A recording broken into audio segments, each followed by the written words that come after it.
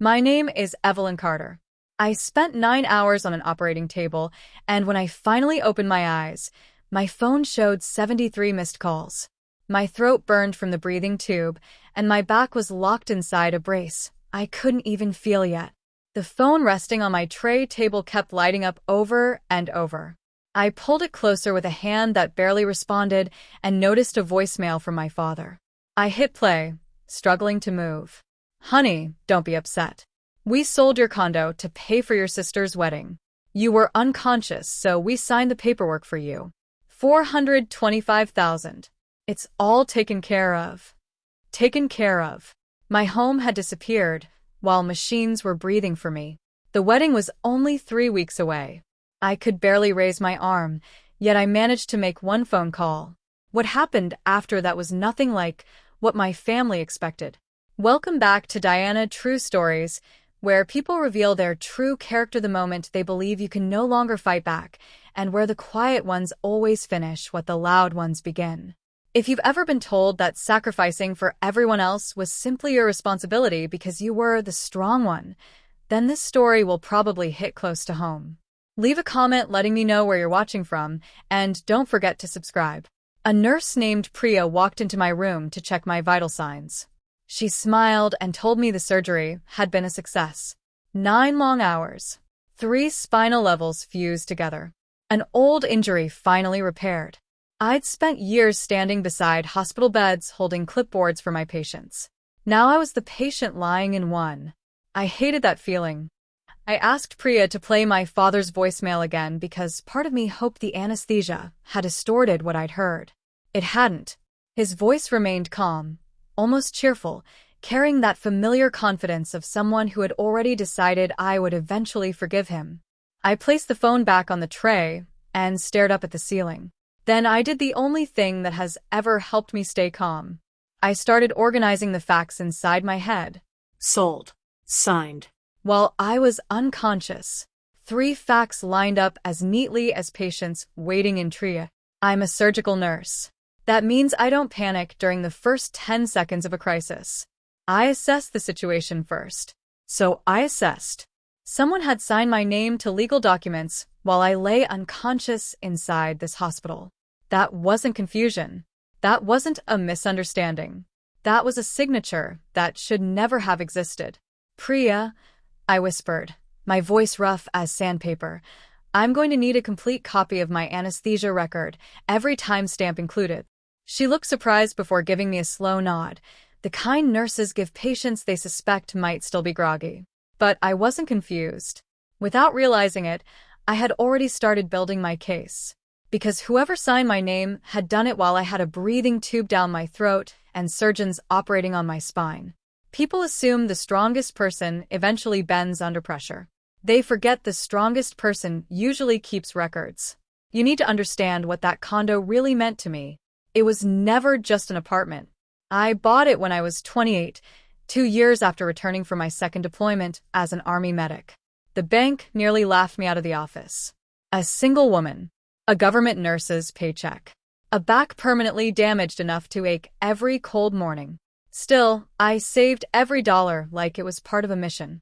Eventually, I handed over everything I'd managed to save, and they gave me the keys to a 3rd-floor condo overlooking nothing more than a parking lot and a narrow strip of sky. That first night, I sat alone on the empty living room floor because I didn't even own a chair. And I cried.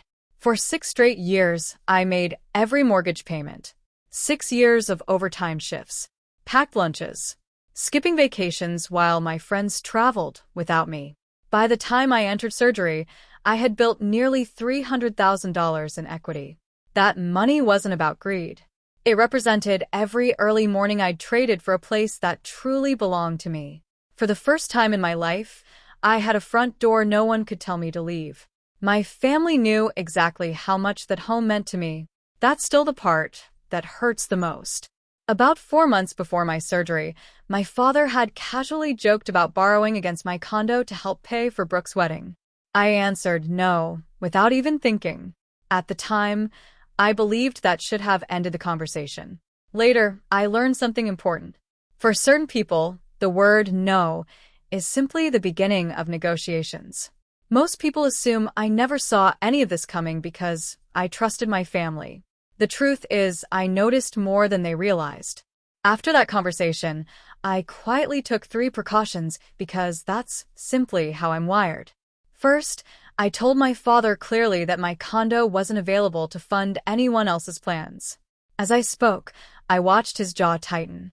Second, I contacted my bank and requested extra monitoring on all my accounts because something about his reaction continued bothering me. Then I did one final thing that ended up mattering most. Years earlier, before one of my overseas deployments, I had signed an emergency power of attorney naming my father. It was only supposed to be used if I became injured overseas and someone needed to handle bills or paperwork.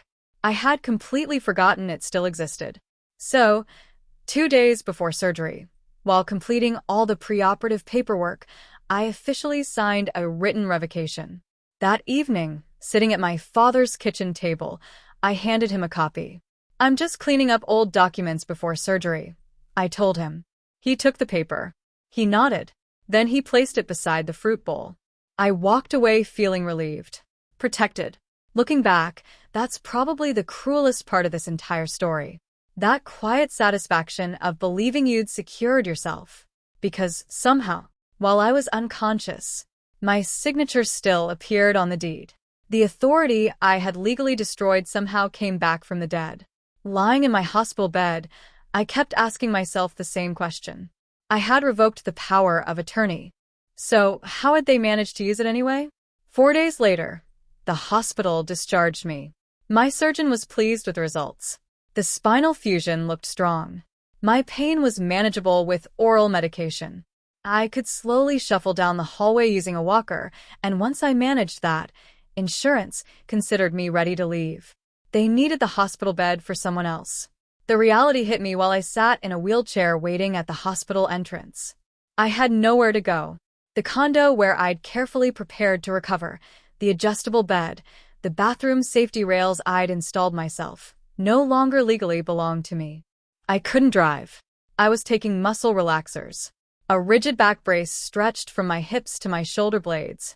The doctors had forbidden me from twisting, bending, or lifting anything heavier than a gallon of milk. So I reached for my phone and called Tamara. Tamara Ellis had been my closest friend ever since our nursing orientation 12 years earlier. The kind of friend who arrives with a cooler full of food and a folding cot without even being asked. She drove me to a small short-term rental just 2 miles from the hospital. It was a plain beige furnished apartment that smelled like a place where countless strangers had stayed before me. She helped me settle into bed, lined up my medications in order, and insisted I finish a bowl of soup before resting. While she fussed over me, I reached for a brand new notebook. The Army had taught me one lesson that never failed. When everything falls apart, make a list and work through it one step at a time. On the first page, I wrote down every date I knew. The day of my surgery. The day I received the voicemail. The day they claimed I had signed the documents. I left plenty of blank space beside each entry because I still needed the exact times. Tamara watched me struggle to write with my left hand since my right shoulder refused to cooperate. "Marin," she asked gently, "who are you going to call first?" "My mom." I slowly shook my head. The first phone call I needed to make wasn't to anyone in my family. Even Tamara looked surprised by that. Instead, I called a real estate attorney. Not my father. Not my mother, who had already sent me 9 text messages filled with more and more desperate exclamation marks. The lawyer's name was Louis Brennan. Years earlier, a co-worker who had survived a bitter divorce had recommended him. The next morning, propped up by 3 pillows, I called his office and explained everything in the same calm, factual tone I used when giving patient handoff reports. "Patient stable," I said. "Home sold. Signature either forged or used without authority. I'm not sure which." Brennan listened without interrupting, something I appreciated. Then he asked 3 quick questions. "Did your father ever have power of attorney?" "Yes," I answered. "An old one. Did you revoke it?" Yes. "In writing, 2 days before surgery." "And who's the buyer? Whose name is on the new deed?" I paused. "I don't know. There was a long silence before he finally spoke. "Marin," he said, "if that deed was signed using a power of attorney that had already been revoked, it may not be legally valid. But you'll have to prove every step yourself. No one is going to hand that victory to you." I almost laughed. No one had ever handed me anything. "Get every closing document you can," he continued. "The deed, the settlement statement, the notary information, everything that was filed." Then he added one more instruction. "Don't argue with your family. Don't tell them what you know. Just listen carefully and write down every single thing they say." After hanging up, I underlined one question so hard that my pen tore through the page. Who bought my condo? Because someone had paid for my home, and I intended to find out exactly who they were and exactly how much they knew. My parents arrived later that afternoon. Of course they did. My mother, Carol, walked in first carrying a grocery store bouquet and a casserole, as if flowers and baked noodles could somehow erase a stolen deed. My father, Gerald, followed behind with his hands buried in his pockets, wearing the same expression that tried to look hurt while pretending to be reasonable. "Sweetheart," my mother said, "we've been worried sick." I let the silence stretch before answering. "You called 73 times after my surgery," I said. "Not before it." She placed the flowers on the counter and immediately launched into the speech she had obviously rehearsed on the drive over. They'd had no choice. The wedding vendors needed deposits. The housing market was perfect. Everything had been taken care of. I shouldn't be stressing myself in my condition. Then she said the sentence that echoed in my head for weeks. "Honey, it's just a condo. Your sister only gets married once." Just a condo. I stared at the same woman who had once helped me carry a couch up 3 flights of stairs into that condo. Now she dismissed it as if it meant nothing. Finally, my father spoke. "You've always been the strong one, Marin. We knew you'd understand. Brooke needed this. You don't." I never raised my voice. I've learned that the calmest person in the room is usually the one everyone remembers. "Who notarized my signature?" I asked. Steam from the casserole drifted quietly between us. My mother looked at my father. My father stared at the carpet. "It was all handled properly," he replied. "People usually say something is handled properly when it wasn't." Then he made his first real mistake. "Roy handled all the paperwork." Roy. The moment they left, I opened my notebook, wrote that name in large letters, and drew a box around it. Before they left, my mother delivered the part that was supposed to corner me, disguising it as concern. "The money is already committed," she said. "The venue deposits are paid. The dress has been bought. The honeymoon in Cancun is booked." As she smoothed my blanket the way she used to when I was 8 years old, she added, "If you do anything reckless, you'll ruin your sister's wedding. 3 weeks, Marin. Just 3 weeks, and it'll all be over. Then we can all move on." There it was. A deadline turned into a weapon. They believed time was working in their favor. They were convinced I would never destroy a wedding that was already set in motion. They expected me to quietly accept losing $300,000 just to keep the family at peace. For one exhausted, medicated, pain-filled moment, I almost understood their logic. Then the medic in me took over. A deadline isn't an emotion. It's simply a date on a timeline. And reading timelines is exactly what I'm trained to do. Those 3 weeks weren't their advantage. They were mine.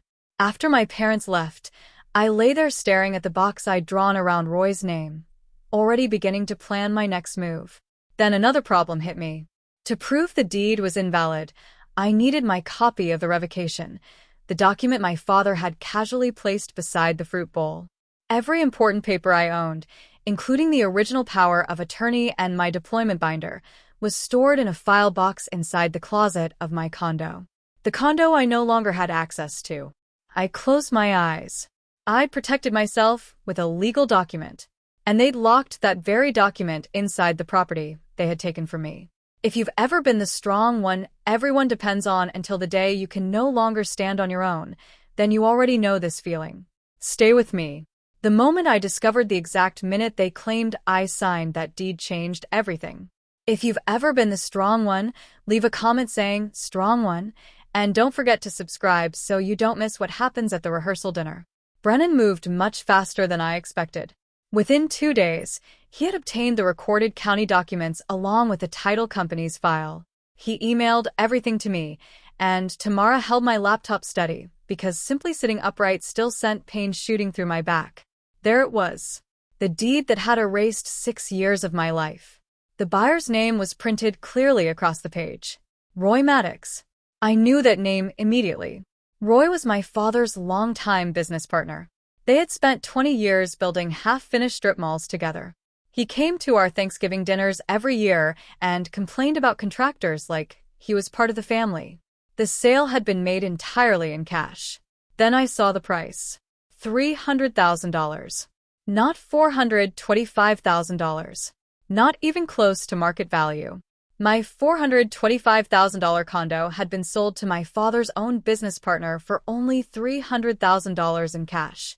Even through the haze of pain medication, I knew exactly what that meant. That wasn't a normal sale. It was a fire sale to a friend. A price designed to move the property quickly and quietly, which meant my father's voicemail had been a lie too. The $425,000 he proudly announced had never existed. He'd sold my home for only $300,000. Whatever happened to the missing money had disappeared into whatever financial arrangement he had with Roy. Brennan didn't soften it. An all-cash transaction far below market value to a close associate of the person holding the power of attorney isn't just a red flag, he said. It's an entire parade of them. Then he told me which title company had handled the closing. I recognized that name as well. It was the same small title company my father had used for years, owned by a man he regularly played golf with. Every path in this situation kept leading back to the same small circle of men doing business with each other. Then Brennan carefully brought up the signature. "Marin," he said, "I've seen your real signature on the engagement letter. The one on this deed doesn't quite match. We're going to need to examine it very closely." That night, I couldn't sleep. So, I had Tamara gather every sample of my signature she could find. My driver's license, the hospital admission forms I'd signed before surgery, even an old birthday card that happened to be in my bag. We placed each one beside the signature on the deed and compared them side by side on the laptop screen. My signature always begins with a sharp downward stroke on the M, a habit I developed after years of signing patient charts quickly. The signature on the deed looked different. The letters were smoother, rounder, more careful, as if someone had copied my name instead of naturally writing it. It was convincing, but it wasn't mine. A stranger might not notice the difference. I did. Yet the thing that truly stopped me wasn't the signature itself. It was the notary section at the bottom. According to the notary, Marin Sutton had personally appeared before her and signed the document. The stamp included the date. Then Brennan told me something I hadn't known. Every notary keeps a journal, a detailed record of every document they notarize. A careful notary also records the exact time each person appears. He had already requested a copy. When the journal arrived, one detail stood out immediately. 1:47 p.m. I read it 3 times. According to that journal, on the day of my surgery, at exactly 1:47 in the afternoon, I personally stood before a notary, fully aware of what I was doing, and signed away my home. I slowly closed the laptop. I already had a good idea where I actually was at 1:47 that afternoon. I had been somewhere very specific, surrounded by very specific people. None of them were a notary, but I think wouldn't be enough. I needed proof. Official proof. Written on hospital letterhead. I needed documentation showing exactly where my body was at 1:47 p.m. And I knew exactly which department in that hospital could provide it. The next morning, Brooke called. My younger sister, 27 years old. The bride. Her voice balanced somewhere between guilt and accusation. "Marin," she said, "why are you making this all about yourself?" I didn't answer. I let the silence linger. Silence has a way of making guilty people keep talking. And she did. She admitted Mom and Dad had figured out the money. Then she insisted she had never asked for. Brooke said she never asked about the details. She had a wedding to organize, dress fittings to attend, and a future mother-in-law she wanted to impress. She simply believed everything had been taken care of. There it was again. Handled. The word my family always used whenever they did something to me. You just assumed it was handled, I repeated. Brooke, they sold my home. There was a long pause. Then, in the same gentle, practiced tone our mother always used, she answered, It's just a condo, Marin. My own sister. The same worn-out phrase passed down through the family, like an old recipe. I closed my eyes. Something inside me became very quiet. And very clear. Brooke hadn't created this plan. She hadn't written the paperwork or forged my signature. But she had made a choice not to ask questions because knowing the truth might have ruined her perfect wedding. Did you ever ask where the money for your venue came from? I asked. No, she admitted quietly. I didn't want to. That was the real problem. No one in my family had acted out of hatred. They had acted out of convenience. They believed Marin would always recover from whatever they took, as if I were some endless resource that could never run out. I told Brooke I loved her. Then I ended the call before she could hear the change in my voice. After that, I contacted the hospital's medical records department and requested my complete surgical file. Every page, every record, every timestamp. I wanted everything. Tamara drove me to Roy Maddox's office. It was a low brick building just off the highway with his name displayed on the sign outside. I walked in slowly, leaning on my cane, the brace hidden beneath my coat. Roy stood behind his desk. For about 2 seconds, he looked uncomfortable. Then his expression settled into the same calm, reasonable look my father always wore. Marin, he said, you look like you're healing well. You bought my condo, I replied. I remained standing. Sitting hurt. Standing hurt too. But standing made the conversation easier. Your father had the authority, Roy answered, spreading his hands. I bought it legally. Cash deal. Everything was recorded. Nothing improper. You bought a $400,000 home for $300,000, I said, from a man whose daughter was unconscious in surgery. He didn't react. That told me more than words ever could. Your father and I have known each other for 30 years, he said. He owed me. This settled the debt. He spoke as though he'd practiced that sentence many times. He owed me. This settled the debt. So that was the truth. My condo hadn't really been sold to pay for a wedding. It had been used to repay my father's debt to his business partner.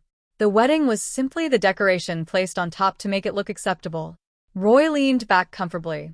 Then he delivered the line he'd clearly been saving. If I were you, I'd let this go. Good luck proving anything from a hospital bed.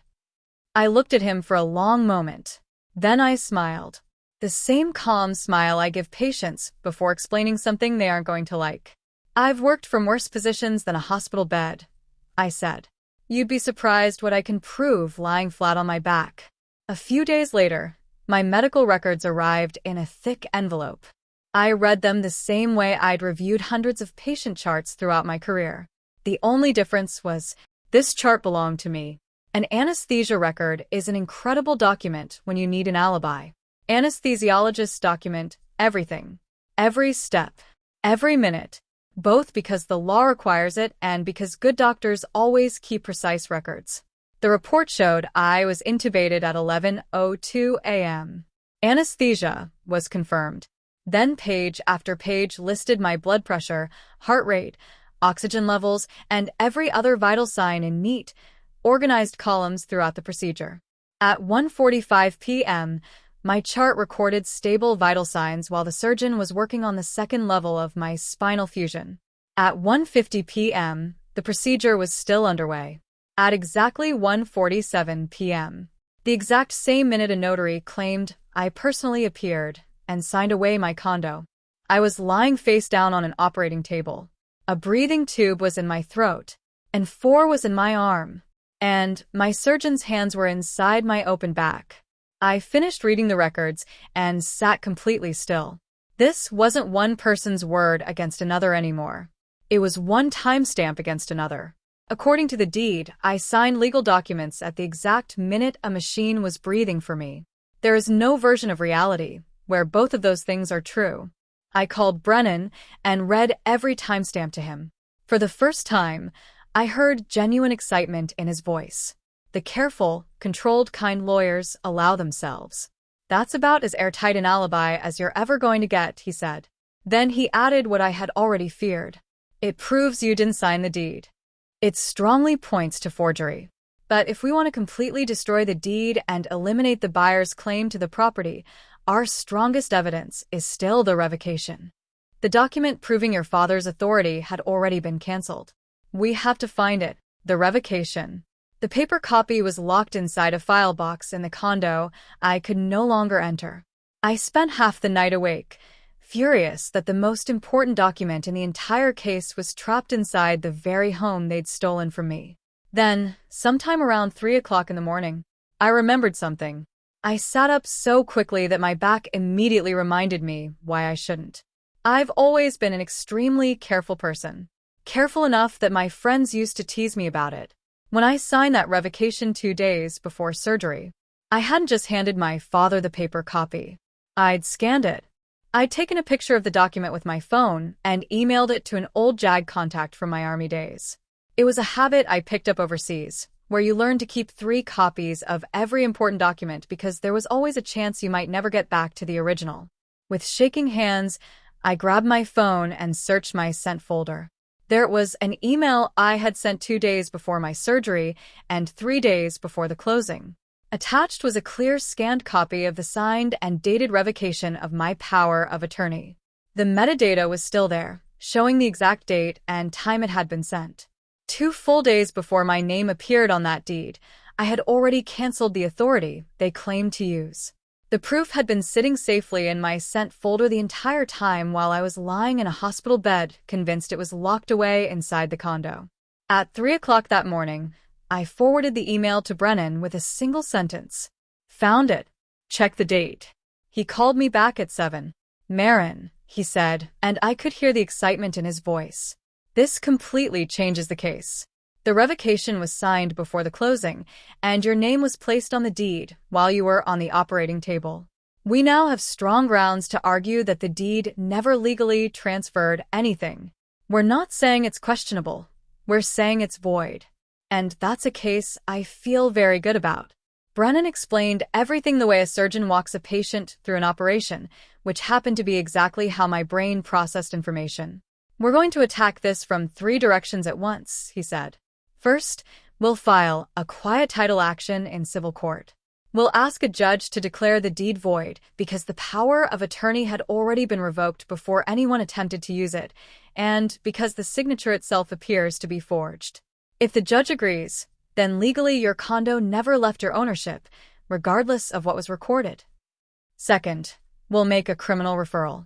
Using a revoked power of attorney and signing your name to transfer property isn't just family conflict. It could amount to forgery and fraud.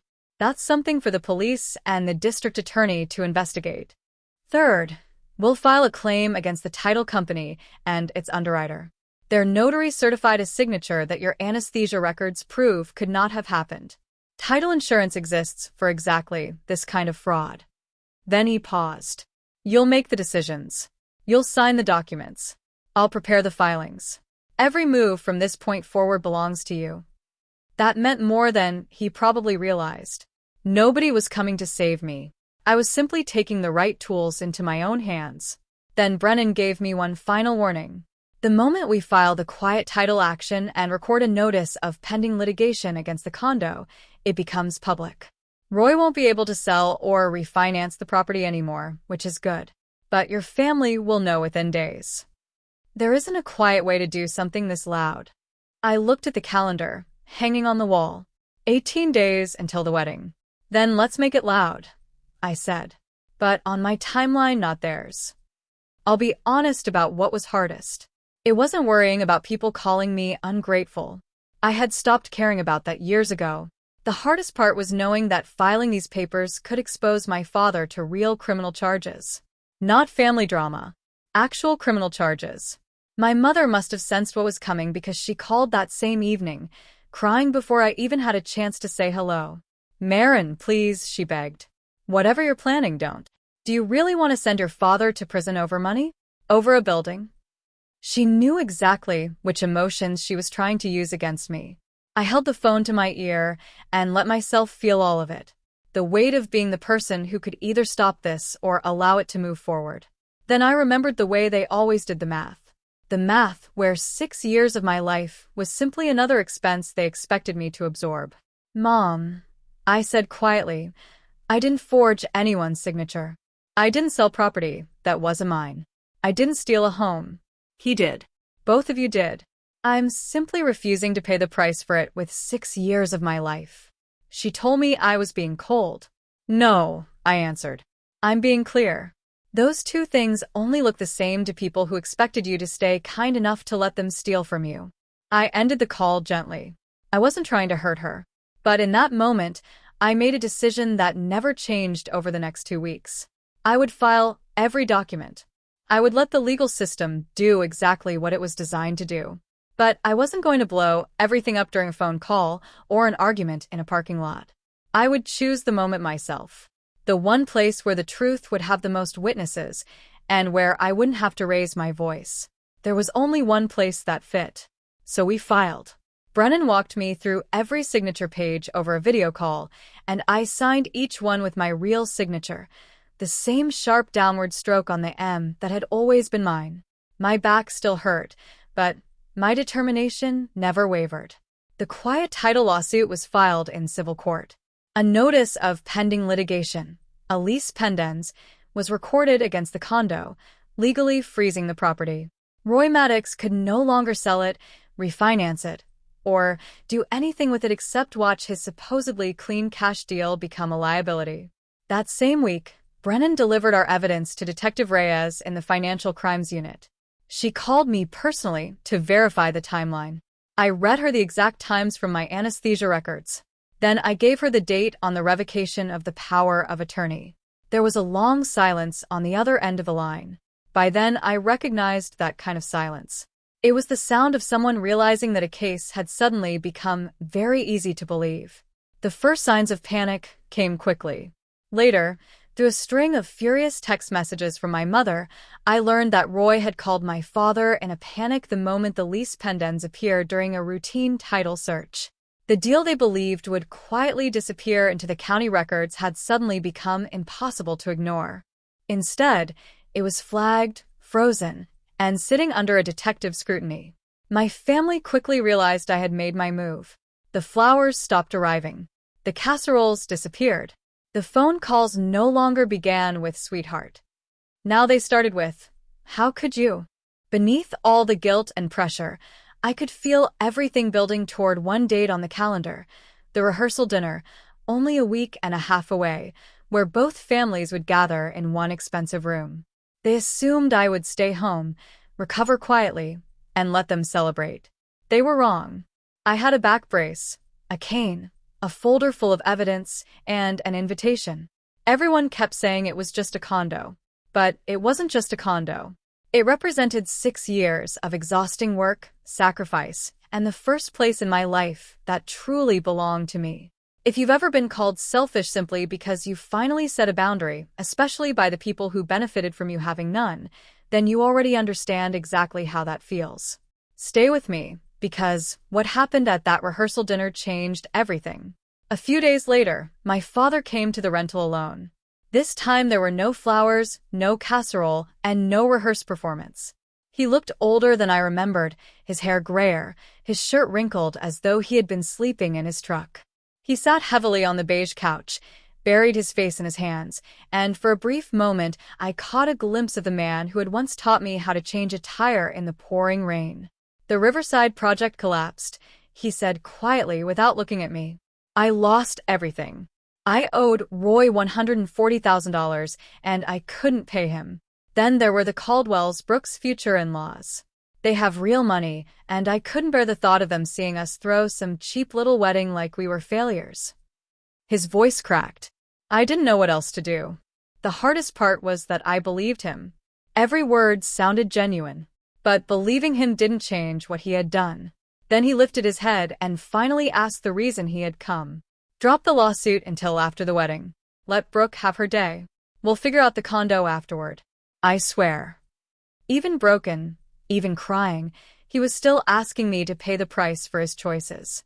Pay. I repeated calmly. You didn't borrow from me, Dad.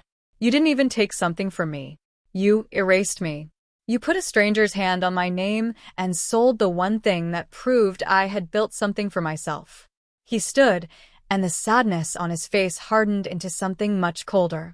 You're going to embarrass this whole family, he said at the doorway. You'll regret this. No, I answered quietly. I really won't. After he left, I did what I have always done whenever my hands started shaking. I organized. I sat at the tiny kitchen table in the rental and assembled the cleanest evidence folder I had ever created because I decided the rehearsal dinner would be where the story ended, and I wanted the truth to speak for itself. The first page was the signed and dated revocation of the power of attorney, complete with the email timestamp proving exactly when I had sent it. The second page was the deed displaying the forged signature beside the notary's journal entry showing the signing had supposedly occurred at 1:47 in the afternoon. The third page contained my anesthesia record, with the vital signs documented at 1:45, 1:47, and 1:50 while a machine was literally breathing for me. The fourth page showed the recorded deed proving Roy Maddox had purchased my $425,000 home for only $300,000 in cash. The final page was Brennan's legal summary explaining that a deed executed under a revoked power of attorney, carrying a signature supposedly made while the signer was under general anesthesia, was legally void. I made 3 complete copies. I never practiced a speech because I didn't need one. The documents were going to speak louder than I ever could. Then I rehearsed something much more difficult. Standing. I slowly pushed myself up from the chair again and again because I intended to remain on my feet during the only moment that mattered at the rehearsal dinner. Tamara had bought me a cane made of polished dark wood that looked elegant instead of medical. I walked from one end of the rental to the other over and over, my brace holding my spine perfectly straight. My physical therapist probably would have been both proud and horrified. With every lap, I repeated the same thought to myself. They expected a woman who couldn't even stand. Instead, I was going to walk into that room on my own 2 feet. 4 days before the wedding, Brooke called again. This time her voice sounded completely different. The rehearsed sweetness was gone. I heard there are police involved, she said nervously. A detective went to Dad's office. Marin, what's actually happening? So I told her. Not the emotional version. The truthful one. I explained the old power of attorney, the written revocation I had signed 2 days before surgery, the forged signature supposedly witnessed at 1:47 while I was lying unconscious on an operating table, Roy's involvement, my father's debt, and the cash sale far below market value.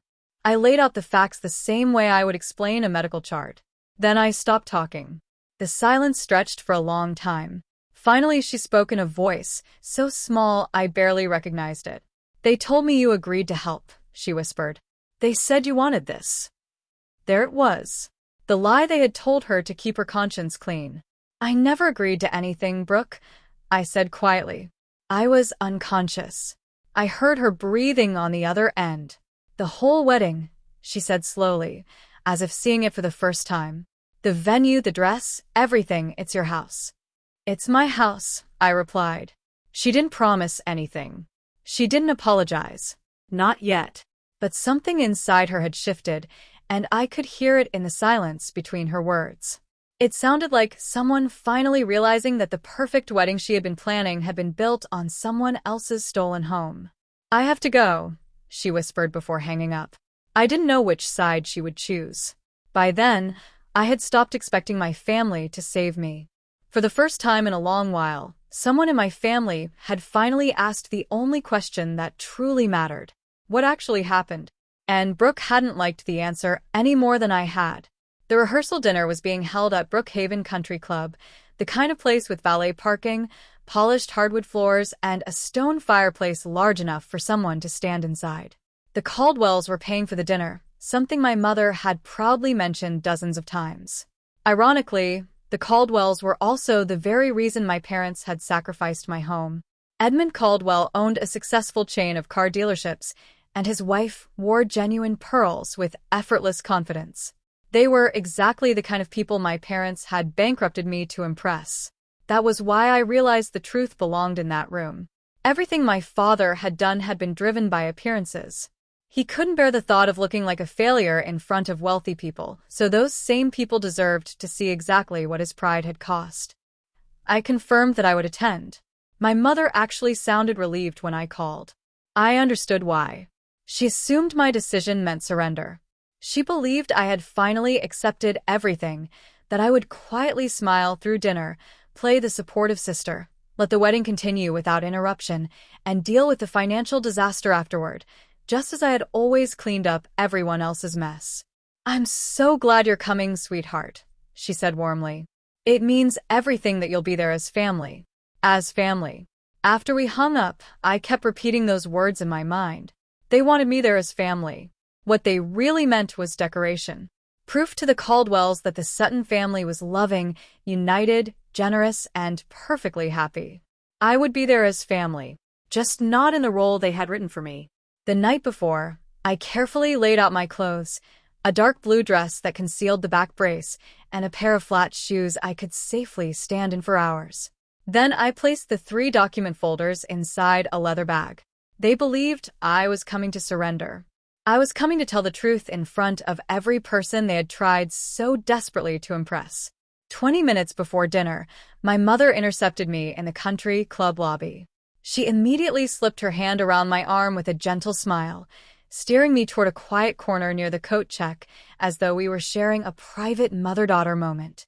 "Now listen," she whispered, never losing the pleasant smile she wore for everyone watching. "Whatever is happening with the lawyers, tonight isn't the night. The Caldwells are here. Edmund's entire family is here. If you make a scene, if you embarrass us in front of them, you'll lose this family forever." She squeezed my arm gently. "Is a building really worth that?" Then came the familiar sentence. "It's just a condo, Marin.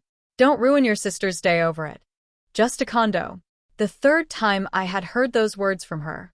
Probably the 30th time altogether. The family anthem. I looked at my mother, at her carefully practiced church smile, at the borrowed pearls she was wearing so she would match the Caldwells, and I felt the final piece of hope I had been carrying quietly disappear. "It was never just a condo, Mom," I said softly. "My home was the only thing in this family that none of you helped build. That's exactly why you could take it without hesitating. You never invested a single dollar into it, so it never truly felt like mine to you." Her smile faltered. "You're being dramatic." "No," I replied calmly. "I'm being calm. You should actually be grateful for that. If I were being dramatic, I would have called the Caldwells last week." The color drained from her face. She opened her mouth to respond, but before she could speak, a bell echoed through the lobby, signaling everyone to move into the dining room. I gently removed her hand from my arm. "Let's go," I said. "I'd hate to be late." Then I smiled politely. "I have a toast I'd like to give." Earlier that afternoon, I had spoken with Brennan one last time while sitting in the back seat of Tamara's car. He reminded me that I didn't have to perform for anyone. The legal process was already in motion. The quiet title lawsuit had been filed. The notice of pending litigation had already been recorded. Detective Reyes had formally requested interviews with both my father and Roy the following week. "You don't have to convince anyone tonight," Brennan told me. "The facts will do their job in court." He was right. But there was something he couldn't fully understand. Something only a daughter could. My family wasn't afraid of courtrooms. Courtrooms were distant, complicated, easy to dismiss as misunderstandings while they dragged on for months. What they truly feared was something much simpler: being seen. Everything my father had done had been about protecting his image in front of people like the Caldwells. So tonight wasn't about winning my legal case. That battle was already winnable. Tonight was about making sure nobody in that room could ever pretend none of this had happened. No rewritten family history. No softened version. No convenient lie. I wanted witnesses. I wanted the truth spoken once, calmly, backed by documents, where everyone could hear it and no one could erase it afterward. Detective Reyes had confirmed the interviews. The evidence had been copied. Every filing carried my real signature. As I walked into the dining room, cane in one hand and leather bag in the other, I felt something I hadn't expected. Not anger. Not revenge. Steadiness. The same quiet confidence I always felt before a difficult surgery, after every instrument had been counted and every preparation completed. The room was ready. All I had to do was wait for my father to give me the opening. I knew he would. The dining room glowed beneath warm candlelight. Nearly 40 guests filled the long tables. The Caldwells sat near the head of the room like honored royalty. My parents moved from guest to guest, smiling so hard that the strain showed through every expression. Then my father spotted me.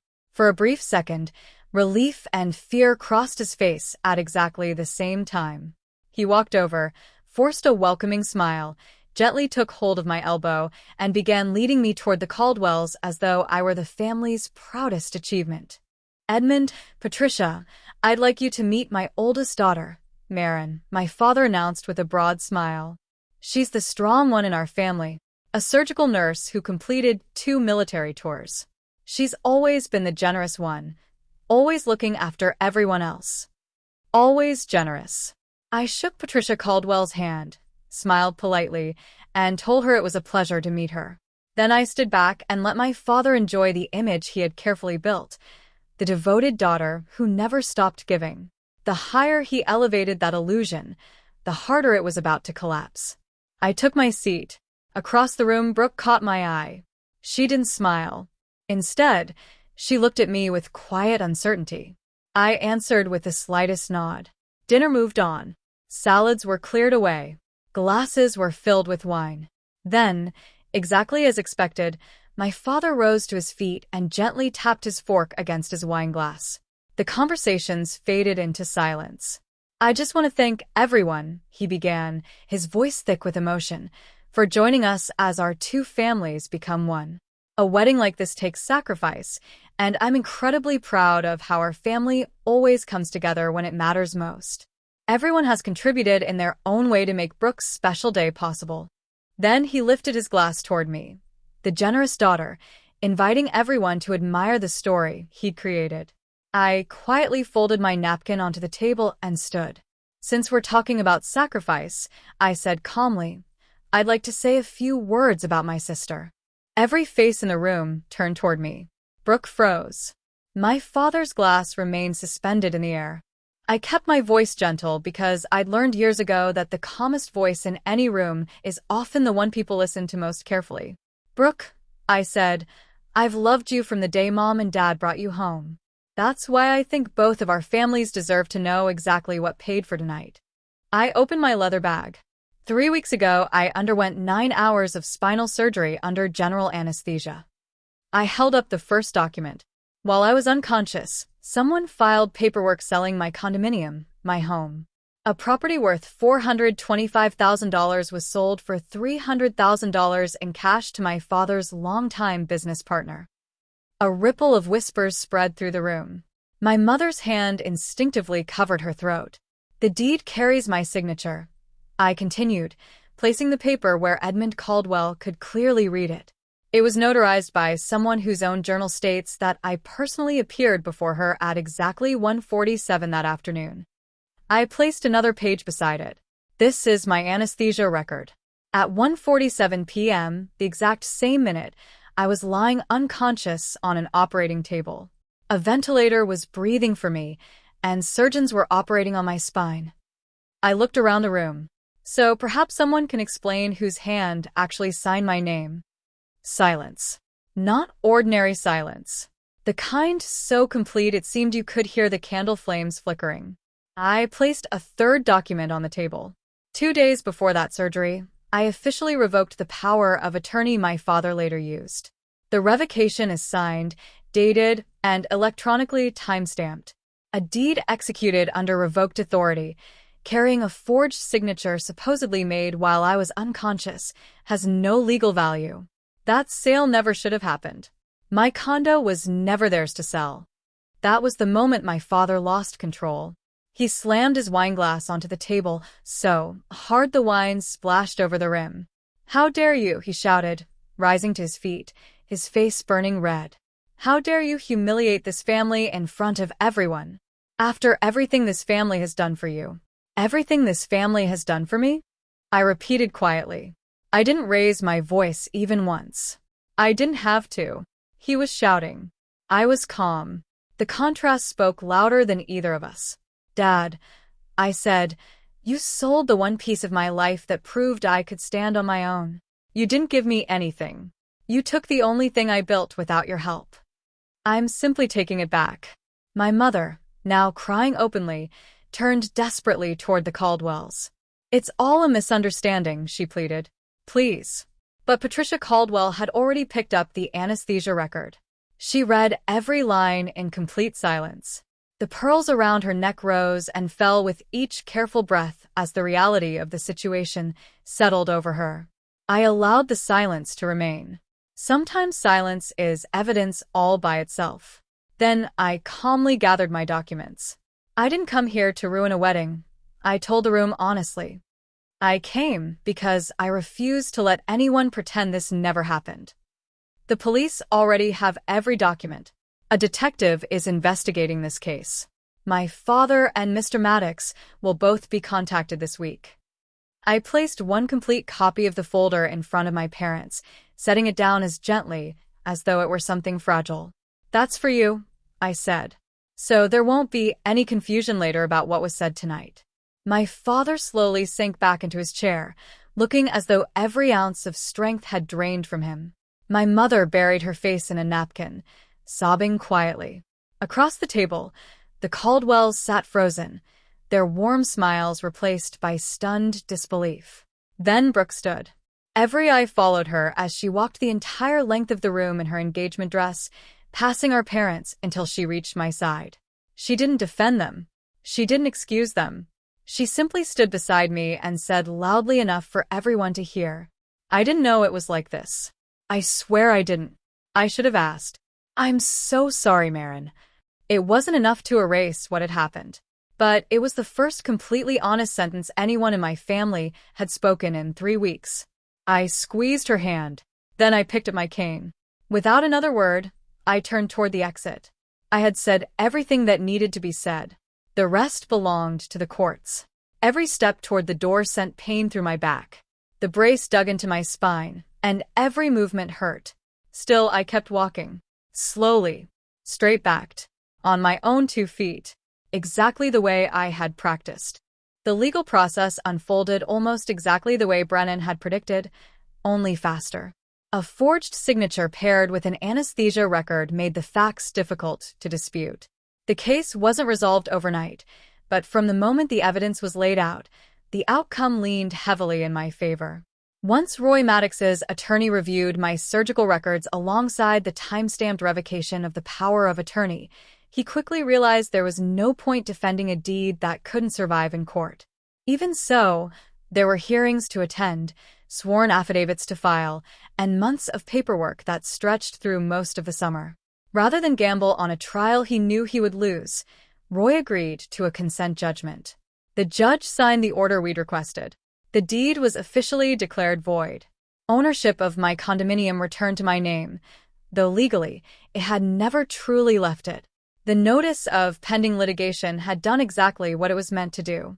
It froze the property, preventing Roy from selling it or passing the problem to an unsuspecting buyer. The title insurance company moved much more quickly. Once its underwriter realized their own notary had certified a signature that was physically impossible, they settled the matter quietly.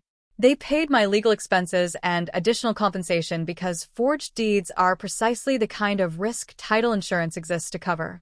The criminal investigation didn't disappear the way my family had expected. The following week, Detective Reyes interviewed both my father and Roy. I wasn't there. I didn't celebrate. I gave my statement, submitted every document I had, and finally let the legal system carry the burden I'd been carrying alone for weeks. Roy Maddox, the man who had looked me in the eye and wished me luck proving anything from a hospital bed, now had to explain to a financial crimes detective why he had purchased a house far below market value while its owner lay unconscious in surgery. My father had to explain why he used a power of attorney after receiving written notice that it had already been revoked, and why he signed his own daughter's name to legal documents. Those conversations had consequences. Not dramatic, movie-style consequences. The slow, relentless kind that follow people for years. Several months later, I unlocked my front door and stepped into my own living room again.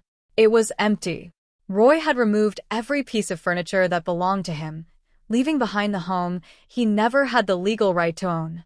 Afternoon sunlight streamed through the windows, stretching across the floor where I'd stood crying on move-in day 6 years earlier. I remained there for a long time, leaning on my cane, my back still healing. Then I allowed myself to feel one simple truth. This home was mine again. The wedding never happened. Not the way it had been planned. The Caldwells eventually decided they weren't interested in joining a family caught in the middle of a criminal investigation. The country club, the pearls, and the perfect image suddenly mattered far less. Brooke postponed the wedding. Our relationship is different now. Slower. More cautious. We're rebuilding something much smaller than what we once had, but it's honest. She visits sometimes. She even helped me choose a new couch. Not once did she call my condo just a building. My parents and I hardly speak anymore. There was no dramatic goodbye. I simply stopped being the person they could keep withdrawing from whenever they needed something. My mother still sends the occasional message about forgiveness. What she really means is forgetting. I answer politely, briefly, and I never forget. My father's criminal case is still moving through the system at its own slow pace.